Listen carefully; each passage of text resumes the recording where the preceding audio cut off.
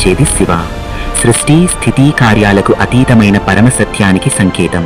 అలా కారణోదకాశే విస్తరణ, గర్భోదకాశే ప్రవేశం, నాభికమలం నుంచి బ్రహ్మజననం, అనంత జ్యోతి ఆవిర్భావం ఇవన్నీ ఒకే పరచైతన్య తత్వం యొక్క విభిన్న వ్యక్తీకరణలు. గెలాక్సీల చలనం నుంచి జీవహృదయ స్పందన వరకు సమస్తం ఆ దైవ చైతన్య సాక్షిత్వంలోనే కొనసాగుతుందని ఈ మహత్తర కథ రూపకంగా తెలియజేస్తుంది. సృష్టి విస్తరణలో ఒక దశలో బ్రహ్మను మీరు స్పేస్ టైం స్వరూపంగా ఊహిస్తున్నారు. కాంతి వేగంతో విస్తరించే కాలస్థల వేదికగా. ఆ విస్తరణ జరుగుతున్న సమయంలో ప్రతి బ్రహ్మాండంలో ప్రవేశించిన గర్భోదకాశయ విష్ణువు అవ్యక్త ఆధార శక్తిగా డార్క్ మ్యాటర్లా సమస్తాన్ని నింపుతున్నాడని ఈ రూపక కథ చెబుతుంది. అదే సమయంలో అగ్నితత్వ స్వభావంతో ఒక మహా బ్లాక్ హోల్ ఉద్భవిస్తుంది. అది కాంతిని, పదార్థాన్ని, స్పేస్ టైంను మింగే అపార శక్తి కేంద్రంగా విస్తరిస్తుంది. ఈ విస్తరణను బ్రహ్మ స్పేస్ టైం రూపంగా గాని, విశ్వాన్ని కుషన్లా మోసే డార్క్ మ్యాటర్ స్వరూపమైన గర్భోదకాశయ విష్ణువు గాని ప్రత్యక్షంగా నియంత్రించలేనట్టుగా అనిపించదు. ఎందుకంటే ఆ అగ్నిగోళం కాంతి వేగానికంటే అతీతంగా వ్యాపిస్తున్నదని ఈ రూపక కథ చెబుతుంది.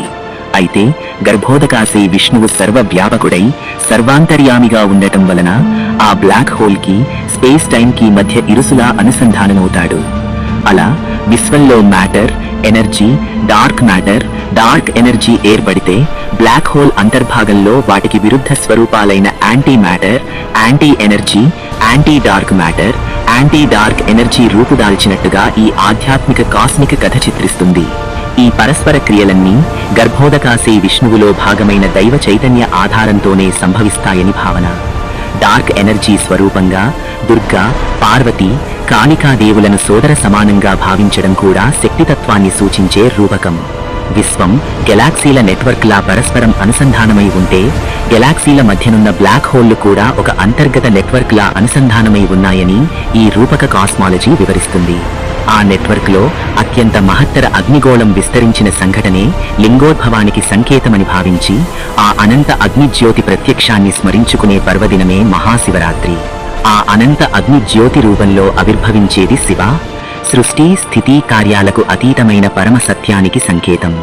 ఈ గందరగోళం నుంచి సమతుల్య సృష్టిని నిలబెట్టడానికి జ్ఞానం, సంపద, శక్తితత్వాల ఆవిర్భావం అవసరమవుతుంది.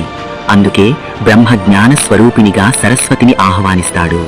గర్భోదకాశయ విష్ణువు స్థితికారక శక్తిగా లక్ష్మిని అనుగ్రహంగా పొందుతాడు.